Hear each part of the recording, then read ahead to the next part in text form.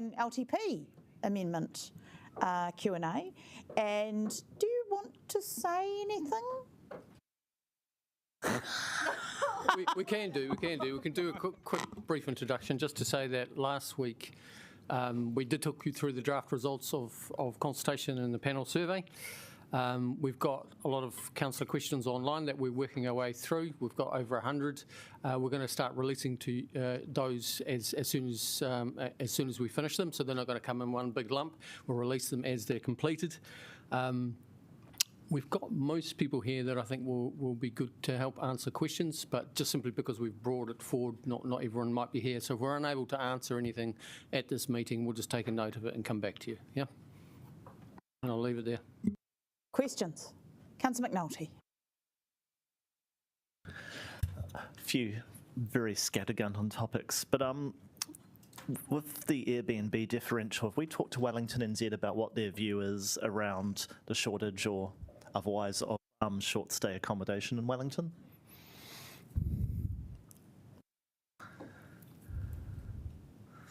No, we haven't. And once again, just to clarify, that was pretty much because we're not proposing to change the policy. What we're proposing to do is to update it to make it clearer around what the intention is. Okay. In terms of the capital Kiwi, have you seen the Mayor's amendments at this point, or? Okay, so there's the proposal to fund Capital Kiwi via a cut out of the existing PSR budget. And I'm just a little bit confused around consistency because earlier on when I looked at proposing the swimming pool charges and pointed at some budget lines, that was not basically seen as we can't do that because we haven't consulted on that. So I'm just trying to understand how we are able to put forward an amendment which says we're going to cut this budget essentially to do this thing. I can have a go at that one. So absolutely. So if you haven't really consulted on something and you're looking to change a level of service, that's obviously not optimal because you haven't really given a fair opportunity for people to have their say.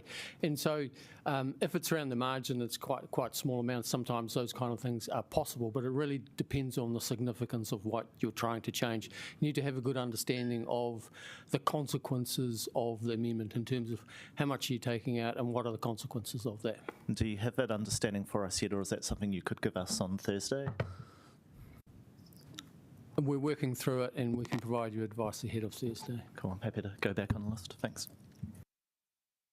So just keep going. No worries. Have Taranaki whānui come back to us yet about their contribution to the upkeep in Matai Moana? They said in public submissions they would be meeting, I think, last week to talk about what they would be willing to put in. Not yet.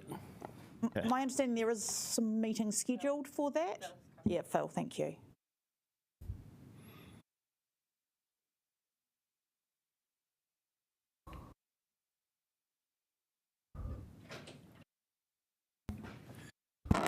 So, like yourselves, Taranaki Whānui Limited, they are working on their budgets. They advise that they anticipate being able to confirm the amount by the end of the financial year in June, but they do confirm that they are going to contribute financially. The actual quantum of that, we're unclear yet at this point. Okay, so it shifted a little bit from what Kata came in and said in orals. Okay. Last one into this topic. What's the general state of reserve maintenance around the city? I'm sort of hearing a few anecdotals, and I'd like to get kind of a high-level view of, are our reserves generally well maintained, free of weeds? Are we funding them enough? Do we have enough rangers? Through you, Chair. I think generally, yes, but I can't really give you any more detailed information than that unless you were a bit more specific into particular areas you're talking about, Councillor. I mean, one of the anecdotals I've heard is we have basically for our levels of service a certain annual removal of weeds target and pesticides. Sorry, not pesticides. Weed removal, and that I think we're in a 20 to 25% bracket or something at the moment. So I'm just trying to understand if that's correct or. I can check on the specifics of that one. I would say, though, that obviously the budgets for that part of our work need to cover quite a large amount of ground, and there are ongoing variables such as the weather that affect the workload across that estate. So the team does what it considers to be optimal most of the time, but that does need to be worked within the budgetary amounts that have been set for it. Anyone else wants to jump in? I'm happy to. Councillor Calvert. I have submitted a few questions to officers, just a few. But I'll just try and hone in on a couple of things without crossing over. But one of the things is around we're making cuts to within the transport projects in CapEx, and normally I'm very keen to cut transport projects, but for this one, because it involves retaining walls and tunnels and bridges and footpath structures, I am concerned. And my question is, if we make these cuts, and I know they're in later years, are we going to impact on the pipeline for contractors, which then means the contractors will not upscale their resources to be able to deal with the work, because I understand that's a little bit of a problem at the moment. So just wondering whether you've got any views, and there might be an infrastructure question also. Brad's online. Hi, Councillor. There's a potential for that to happen, although the fact that the cuts are so far out in the pipeline that we would hope that it wouldn't make too much of a significant impact over the short to medium terms. Over the next 3 to 5 years, there shouldn't be too much of an impact. But yeah, potentially in the long term, there is an impact. So does that mean then because when do they have to start gearing up their pipeline? And I'm asking this question because I know we've had the issue with water. We didn't have enough contractors. They didn't want to invest because they couldn't be guaranteed a pipeline of work, or that's what Wellington Water were telling us. So I'm worried about if we signal now we're cutting in later years, that they're not going to gear their staff up. So you're saying that is a risk. How much of a risk is it? Like I said, it's not a massive risk in the short term. So contractors usually require about a year or two, to maximum of about 3 years to gear up and get themselves kitted up for a pipeline.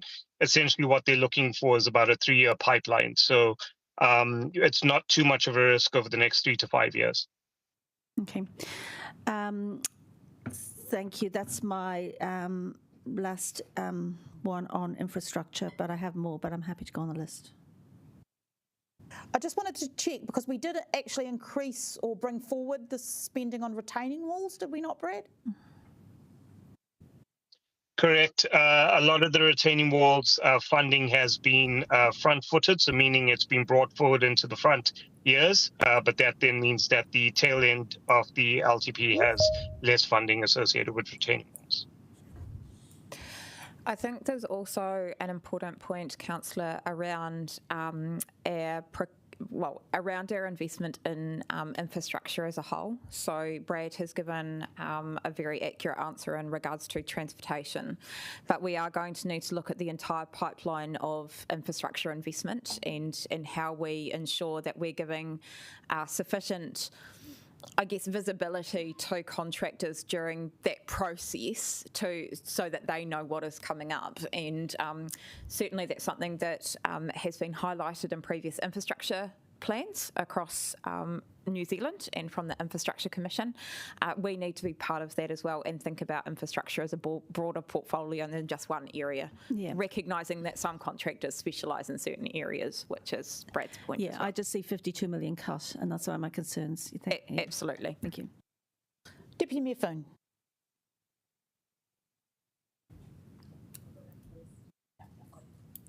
Can we just have a broad verbal discussion, or just a bit more commentary on the capital carry forwards? Did I miss that? Anything else? Or could we just... Thank you. Thank you for your question. So, so every year we review our capital program throughout the year to see where we're going to land. And obviously, as time goes on, our forecasts get better and better, or they should get better and better. Last year we changed the process, so we did our forecast and looked at what we thought we were going to underspend and therefore what we think we need to bring forward into future years to enable us to complete those projects, right? Because we need the delegation in the year to be able to spend the money. So we changed that process this year so that it was done before the annual plan was adopted rather than post. So we're not coming back to you in, say, September, October, once you've adopted a budget, to then say, well, actually, we need to add more in there. So that's the process. So for the current financial year, we're forecasting a capital spend of $516 million. Compared to our budget of 700. So there's an underspend forecast currently of about $184 million. The organisation has done a lot of work to look at those projects to understand the place that those projects are at, if they've been completed, if we need to roll it over to next year, and therefore what needs to be carried forward to be able to fund the completion of those projects. And that amount is about $164 million, and that's what we've included in the paper for you to approve to bring out to future years. At the same time, we've also reviewed the capital program that was in the consultation document for the LTP amendment, just to ensure that with that carry forward of budget, that we're actually looking at what can and can't be delivered within that year based on up-to-date information and obviously what the market could deliver as well. So there's a kind of two-step process in that we've reviewed the current year and looked to carry forward budget, and then in light of that, we've rephased the future year's budget to ensure that we can deliver across those years. Probably the one thing I would add, Deputy Mayor, is we are behind in this year's capital expenditure budget. We have highlighted that in the two previous quarterly reports, and that is as a result of the LTP amendment where we put some capital projects on hold, as well as the changes to the projects that New Zealand Transport Agency were going to fund. So there's been a number of disruptions to our capital program. Q3 report, it was due to come to you at this upcoming meeting, but we did defer that, but we've circulated that separately, and that also tells the story. So, yeah.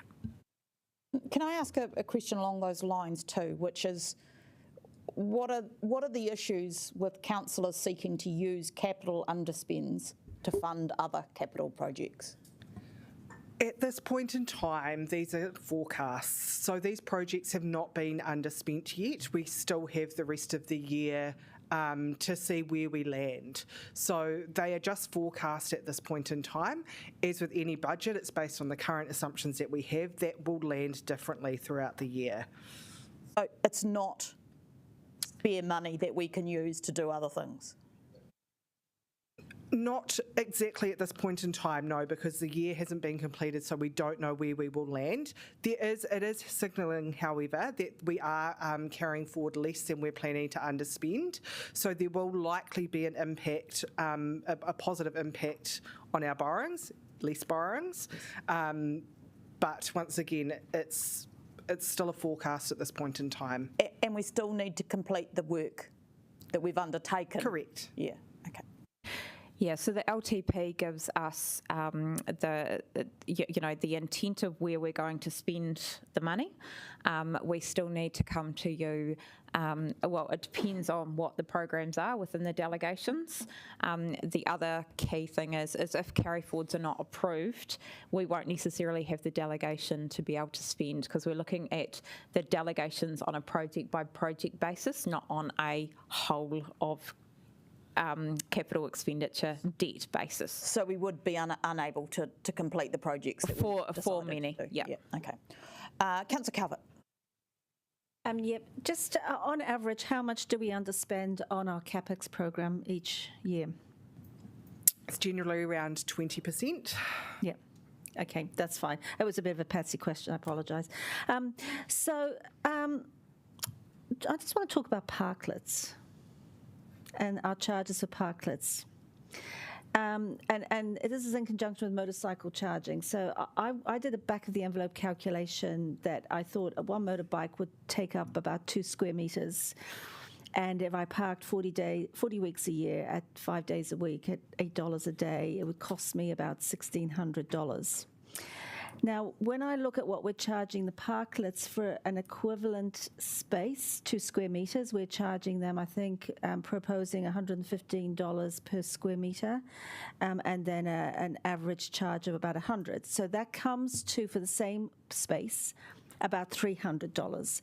And the parklets are on the road, and I'm just wondering, how do we get to I know it's a back of the envelope calculation, but $300 for the equivalent space for a parklet for use by a commercial operation, as opposed to $1,600 for a motorcyclist not operating a commercial operation.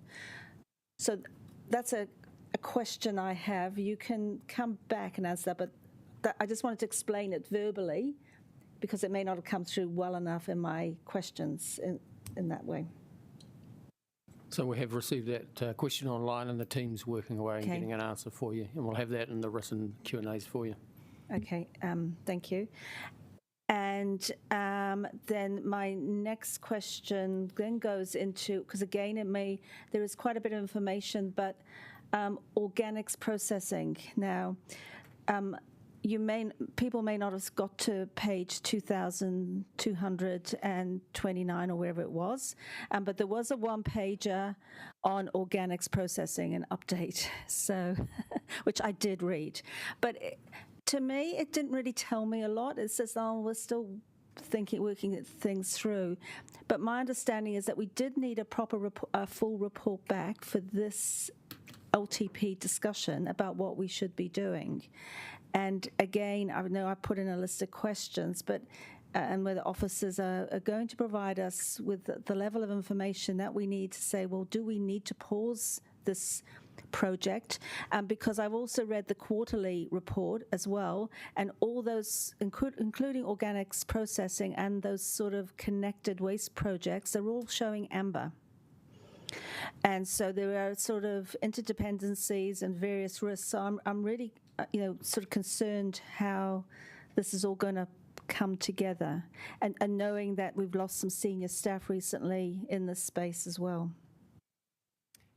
So, address that? Yeah. So, yes, to your first point, we have lost a senior staff member who was running this, and we are working to fill that gap, Councillor, so you can be assured that we'll cover that. The second thing is where the project's up to is that we are continuing with the procurement, with the RFP to go out to cost up what their regional collection and processing facility would cost us. We are a little behind on that process due to on stage 4 of that process. Stage 1, 2 and 3 of that RFP have been completed. Stage 4 is the actual RFP going out to potential suppliers. We're looking to put that out in the next couple of weeks, so we're catching up very quickly on time with that, and that will go to its logical conclusion. We will get the responses, and we'll have a look at the responses once they come back in. I understand that the report back was to report back on a comparison of the regional approach to more localised approaches. We're not in a position to give you that yet because we don't have the regional approach information. So once we've got that, we can have a look at that.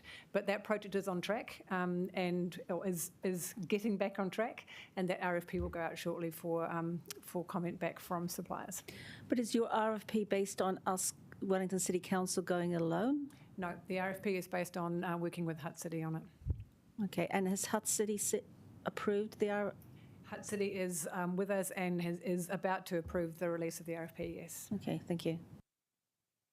I've got myself next on the list, and I wanted to ask about the budgetary implications of pausing projects through amendment, and to check whether, and I can understand why councillors may be looking at that rather than, because we can't make a decision potentially which we haven't consulted on, or that wouldn't be a proper process for revocation. However, if you pause a project, does that mean you remove it from the budget?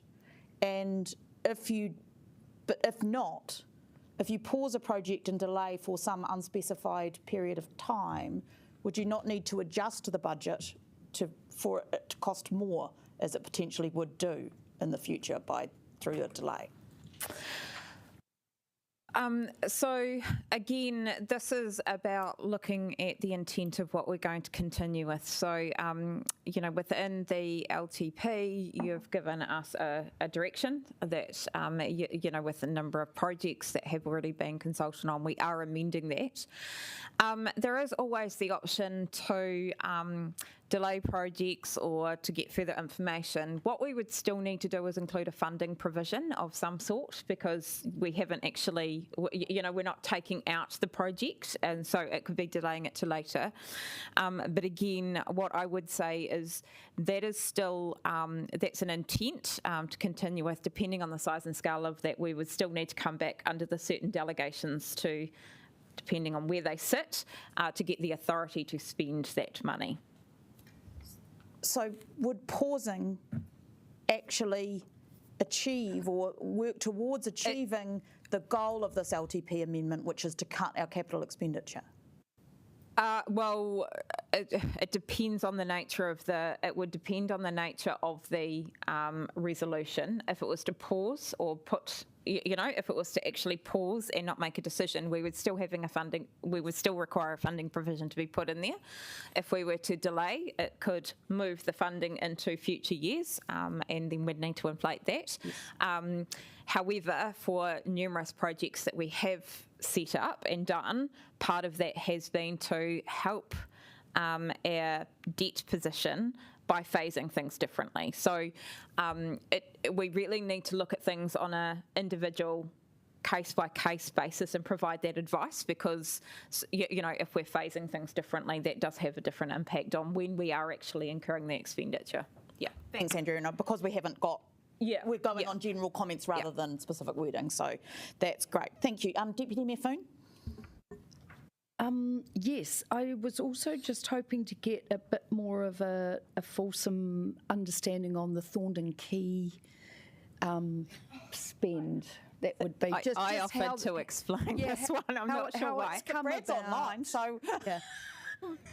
I'll start and then Brad maybe can kick off afterwards. When we do a budget, we take an estimate as to what we think the best available estimate that we're going to have. When we were making certain changes at this council's request around Thorndon Quay, what we did is we estimated how much exit provisions would be, and we overstated some of those exit provisions. Now we're wanting to correct the budget to ensure that we've got the right amount of budget to carry forward with. It's kind of similar to the Wadestown Community Hall budget as well, because you've also got a resolution in there with that. One of the key resolutions that were made by this committee was to sell the Wadestown Community Hall and the funding provision be put back to the Wadestown community. We didn't make a budget adjustment for that because we didn't know how much we would sell the property for. Now that we know how much we've sold the property for, we're now asking you to approve the budget to go in there. So it really is about timing of budget provisions and the estimates that we make to make sure we're getting the most accurate delegation required to undertake the work. Brad or Rainer, is there anything you would like to add? No, I don't think so. I'd just add, though, just to echo what Andrew said around an LTP budget or an annual plan budget. It's a statement of intent around funding a project, and that's never going to exactly line up when we do more detailed work to understand what that project entails. So there's always kind of going to be those variances, and unfortunately this is one of those ones as well. Councillor Randall. Yep, I agree. I think Andrea summed it up perfectly. At the end of the day, when we made the decision to exclude Hutt Road, we had to make some assumptions in order to provide councillors and the council with an indication as to what the savings would be. And that assumption was then worked on afterwards to try and get more granularity, which resulted in this request for a budget adjustment in order to be able to complete the project. Councillor Randall. Thank you. I also had a question on the same lines. And I guess, given the total price of, given the amount of work that was planned for Hutt Road, is the fact that we're only saving 5.6 million from not doing the whole of Hutt Road, is that due mainly because there was only going to be 5.6 million worth of construction costs on Hutt Road, or is that due to us negotiating an exit from the previously signed contract and there are penalties and such like that have kicked in? Brad? Councillor, in the Q&A, there's an answer that's a bit more fulsome to that question. The fact is that the savings that we've incurred from removing Hutt Road are still in the order of $10 million, like we initially indicated to council. Part of that is because the assumptions that we made around the clauses that we would need to pay off from the contractor for removing portions of work, we've managed to negotiate that really down compared to what we assumed when we initially put that forward. So even though the cost of Thorn and Key was higher than we initially assumed, the fact is that we've negotiated a really good rate with the contractor and we're still able to return the same sort of savings to council. So I'm still puzzled. Is the cost of the Thorn and Key part of the Thorn and Key Hutt Road project actually come in higher than the amount that was estimated and approved by council? The amount that was estimated and approved by council was the total amount for Thorn and Key and Hutt Road combined. When we came back to council, upon council's request to remove the Hutt Road portion, we had to make some assumptions as to how much Hutt Road contributed towards their total project cost. What we're saying here is that that assumption, after we did a bit more work, we found out that that assumption wasn't quite correct, but we managed to still negate that fact by negotiating a really good agreement with the contractor around the penalty clauses for removing that scope. So we're still able to return the savings to council, even though the Thorn and Key project is higher than we initially anticipated. So, Councillor Randall, it may help if I just note that what we included in our budget, not from what was actually worked through, was slightly understated. So it's more of a correction of the budget than it is through what actual savings that were made.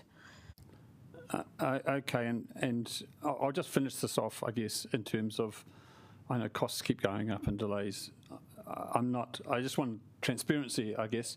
And so is it also an element to that, the amount of work, the original estimate for the Hutt Road work was probably low as well. And so, overall, the fact that they were both a bit undercooked has meant that when we chop one part off, we got a lot less money than expected. No, that's not correct, Councillor. Like I said, the project was costed in totality as Thorn and Key and Hutt Road as a single project. When we had to make a decision and when we had to present to council what the potential savings would be of removing Hutt Road, we didn't fully understand what the cost of Hutt Road in isolation would be, and we had to make an assumption. After that, we went through and we did the calculations. We did the work with the contractor and the quantity surveyors to work out how much the cost of Hutt Road actually was. And it wasn't what we'd originally assumed it was. It was less than that, which meant that the Thorn and Key portion was higher than what we originally assumed when we presented it in the LTP. So all we're doing is a budget adjustment at this point to compensate for that. Okay. Look, thank you. Can I just go back on the list if that's okay? Councillor McNulty. With zero waste, my understanding is Hutt's position is very dependent around government support for capital costs. So I'm just wondering, in terms of the wider environment with MFE and the like, whether there's been any major changes, because we haven't actually talked about this for a little while, And yeah, where are we sitting in terms of government support or policy? It's through you, Chair. That's not something I can answer straight away. I think I'll have to go and have a chat to the team about where we're at. I don't know of any direct change MFE's been making, but I'll have to come back to you on that. Okay. Could someone talk me through the timeline around Kandala Pool from when the community group last met to the recommendation to close being made in the paper? Yeah, through you, Chair. I believe the community group, we presented the results of the analysis done by our team and Becca to the community group the week before last. Am I correct in saying that? Yeah? Yeah. Last meeting was Monday, yeah. So the 12th? 12th. So in terms of then, because the papers were released on the 17th, I think I'm right. So I'm just trying to get the understanding of between the community, what discussions had to the point where it came into the papers for Friday. So one of our officers who was leading that piece of work, Peter, who's sitting over there, had the discussion with the community group, and there was a document which I think is now on the Kandala Pool website page that was basically a summary of the work that had been done. And when the papers went out on the 17th, were any elected members aware that that proposal for closure was going to be in there? Was that communicated? I can answer that I was called on Thursday afternoon and told what the recommendation would be. I'm not sure if anybody else was informed. Okay. So there was no communication from staff to let us know that that was coming through. Generally, it was just through to one member of the elected body. The chair of the committee. Correct. Okay. Thank you.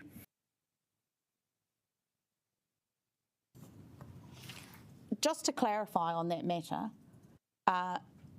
chairs of committees sometimes get a heads up about wording of amendments. When I had my chair's briefing, which I believe was on the Tuesday, we didn't have wording for the Kandala Pool recommendation. So I was called, but chairs of committees don't get a veto on what goes into a resolution. What we do is provide input. Deputy Mayor Foon. Yeah, just around the prudency question, and we will probably likely have some shifts Thursday, and there are a few proposals to put money back in, as in capital expenditure back in. But I just want to understand if there have been any more feedbacks from Standard & Poor's or audit that we need to know about regarding how we're sitting with the lens on prudency. Yeah. Thank you. I can take this in. Rhina can add to anything. So the intent, we haven't had any feedback from Standard & Poor's. They will look to come in and do their assessment of Wellington City Council probably in the near future. We have had a downgrade from Standard & Poor's, which reflects the indebtedness of the local government sector as a whole. So they have recognised the concerns, well, they have highlighted concerns that local authorities are raising significant amounts of debt. Obviously, Standard & Poor's still need to do their own independent review of the council, and we wouldn't be in a position to get any feedback until that review is undertaken. In terms of the audit opinion, I mean, they will look at what was the intention of the LTP amendment. They will look at whether or not there is a balance in the prudency of our financials, and that's of course not just the amount of debt that we have, it's about how we're investing in our assets, how we're funding future expenditure, all of those kind of elements that we've talked about in the past as well. within the consultation document, they didn't highlight this as a qualification, so they didn't, when we went out for consultation, that wasn't, but I can't predetermine what their opinion might say on the LTP, and just recognising that, the key purpose of this is to manage our risks, and so we're trying to do that through the establishment of a disaster resilience fund and ensuring we've got some headroom through our borrowing. Councillor Randall. I just want to swing back to the zero waste program and I guess ask more of a timing question. So now that there has been a bit of delay, when is it expected that the initial implementation contract will be signed, and will the council, before that happens, will a spending decision be brought to council? I missed the first part. We're talking organics. Yes. Yeah, sorry, I was thinking other projects. I haven't got the direct timeline through you, Chair, in front of me right now, but we want to put the RFP out in the next week or so. That's likely to take 3 to 4 months to work through and to get the responses back, work through the responses. Assuming the response is within the project outline and budget, we will carry on with that response and that solution, so there'll be no decision coming back to council. We'll carry on with the instruction we've been given. But I haven't got the direct timeline in front of me. I can provide that as part of the Q&As if you like. Okay, so at this point, if the RFP is to be issued and you get responses after 3 months, then in 3 months' time you'll be able to make a decision to implement. Yes. So the other question, what would I know you can do an RFP yet, and maybe you need to take it under PX, but what is the initial commitment amount, roughly, that's going to be signed up? That I can't answer. I have to come back to you on that. Okay, thank you. I'll go back on the list, is that right? Councillor Free. Just in regard to our credit rating, will we anticipate that because we're getting we're getting less debt by transferring our water assets, that will have a positive impact on our credit rating? They will look at numerous ratios, and the key thing is around, things like debt to revenue. They have different ways to calculating it, but ultimately that won't have an impact. That's what we're trying to manage. See. Yeah. Councillor Rogers. Yeah, perhaps this should have been in the water part, but it is in the annual plan paper.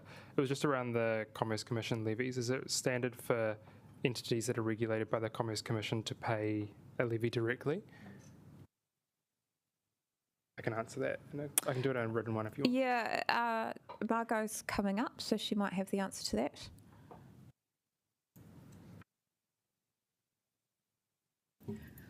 Hello again. I'm not sure if it's standard as such, but it is certainly in the draft legislation that is the intent, to introduce the 2 levies for Commerce Commission and Te Mata Arawai, or Water Services Authority, for that new regulations framework that are coming in. Yeah.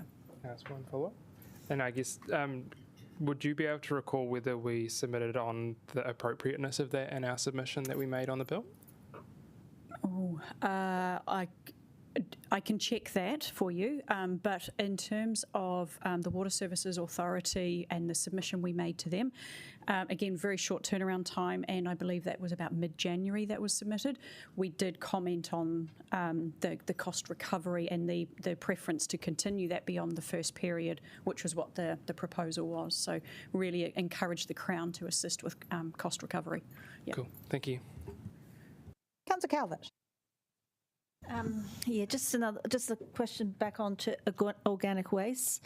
But given the scopes changed quite a bit to what this council approved, we approved going ahead with a regional facility and with government support. Now that we don't have potentially a regional-wide facility and government support, is that not a change in scope that should come back to this council to determine how it wants to proceed? So through you, Chair, a couple of points on that. We still are working with Hutt City, so they still want to proceed to the RFP as well in partnership. The second point is government support is not, as far as I understand, being withdrawn. We have to go through an assessment process with MFE to unlock what funding they are able to give us. and that will be done once we know the results of the RFP, so we can get a sense of how much money they will be able to give us for the project. And the third point is that we have had a look back at the business case to see if the overall benefits and outcomes change, given Porirua is not willing to be part anymore, and they don't change substantially to change the outcome and the project going forward.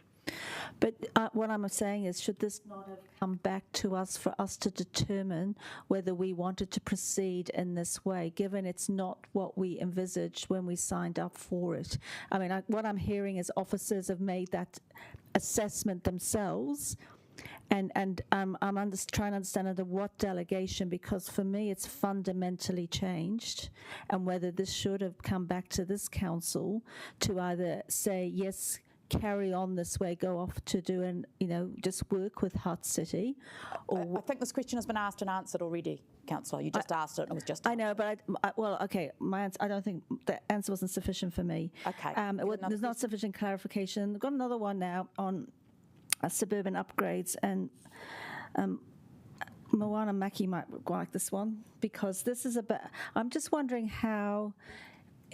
If we do go ahead with delaying our investment in suburban upgrades, and I've heard anecdotally from officers that will help support the larger town centres and having a reasonable amount of money, how do we deal with the smaller centres, such as Northland, which has been on the list for quite some time?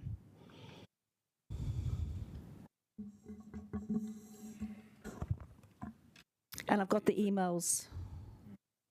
Peter can talk to that, but I think that you're referring to, Councillor, our focus on Johnsonville as well, but I'll let Davida answer the suburban centre piece. So as part of the LTP, the suburban centre upgrade beautification program was set up, and that had 4 times $2.5 million in the 10-year period. The LTP amendment process has moved that and collected it in 2 times $5 million in that 10-year period. And so we've done some pre-work where we've looked at all of the suburban centres across the city and done some analysis, and that will come to the new council to prioritise in the new year to decide which suburban centres get done and in what order. Thank you. Have you got an idea where Northland is on that? The smaller town centres? So it does have the town centres. Just the town centres? Plural of them. So it's because there's different categories. So which centres? Are we talking, there's local centres and then there's... The district plan's been used. So have you got all the categories of the different sort of suburban centres, for want of a better word? Or are you just looking at, is this just on... We've got neighbourhood centre zones, we've got local centre zones, we've got metropolitan. Okay, so it's a neighbourhood one. So will your plan include neighbourhood ones? Yes.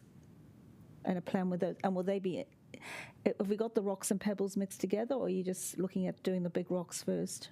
No, it's all mixed together at the moment. We've done the same analysis. We've got about 13 different sort of factors that have been through that analysis, and then it spits out sort of different prioritisations depending on what the focus is, and that's what we want to spend some time with the new council on, deciding how they as a group want to prioritise those. And just one final question on that. And in terms of your assessment, have you touched base with the local residents associations or actually the local councillors? No, this is a desktop study looking at sort of data to inform that, and then that next step is involving the councillors.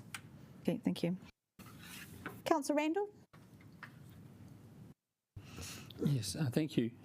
One of the questions, which is sort of a bit off left field, but is around the Civic Square work, and as I understand that's subject to court action, but also that there was some strengthening of the wall to protect the basement that needed to be done urgently so that it was ready for the openings of the Town Hall and the Central Library. Is that work going ahead? The elements of that work that we can progress at this point have been progressed. There's only so much that we can do at the moment. And in terms of the efficiency of the approach that we take, it would be good to know exactly what the future of the Capital E building will be, because that means we could take a more efficient approach. So to some extent, we're not progressing it too quickly, but we are progressing it to the point where it doesn't impact the opening of Town Hall, despite the fact that Town Hall is now going to be opening much faster than we thought. Okay, so that work's going to be completed irrespective of the time frame for the... We have to complete it in order to open the Town Hall. Okay, and when will that work be completed, do you know? I might just need to check my notes. What was the last confirmed time of opening for the Town Hall? Keep moving, does it? I think it was July 26. Yeah. Okay. And so one other question, and it's more of a general question around the Mate Moana Reserve. I guess it's what is the council going to get for $750,000 a year? That's unless you want to, do you want to jump in, Liam? But it's basically the cost of Park Sport and Rec operations to maintain the property. Yeah, it's a very high level estimate though, but I think Phil, you can add some details. It's been in the LTP for a few years now, but it was a very thumbnail kind of figure from my understanding. Yeah, that's correct. It is a thumbnail figure. It's basically focuses on track maintenance, fence repair and the like. So there's no embellishment in that figure, recognising that it's a 74 hectare piece of land with a lot of tracks through it. Okay, and how are they maintained at the moment? Sorry, repeat that. How are they maintained at the moment? There is a sum of money that LINZ, or that central government allocated to LINZ to operate it. There was $3.5 million from memory, and that's been reduced down with a combination of track maintenance, repairs to fencing, making some of the structures safer and removing dangerous trees. So we've got about $500,000 left of that money that will come across with the vesting if you agree to that proposal. Okay, thank you. Councillors, do you have more questions? Yes, Councillor Free. Yeah, just on Mate Moana, that's quite interesting to have that extra clarification. Are you anticipating some contribution from community groups if they can be involved in terms of actually making tracks and...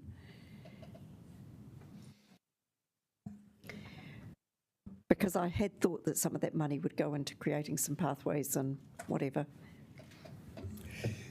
Yes, so while we've got a process that we've set down, if you excuse me, if you like, there is a trust to be established and is very much going to be reliant on the community participation. We know that there's demand, that people are itching to get into there to help in various ways. So, broadly the model will be to establish the trust, formalise the way that the reserve could operate, and then bring the input. Excuse me, biscuit in my throat. Yeah, so that's the model. So community input is absolutely. Yeah, and to be clear, the community are already in there. Roving around the place and enjoying themselves, but of course the trapping predator free is already in there doing a lot of work, so they are absolutely part of the story that this place will hopefully have for the community in the future. It will be a collective effort in maintaining it as an asset for the broader Wellington area. So would it be fair to say that the 750 is a little bit of a catalyst for a whole lot more that will come back to council once the planning's been done with them, with the community and mana whenua. We'll be bringing something back to you about what those expectations could look like in the future and how we might fund it. Okay, thank you.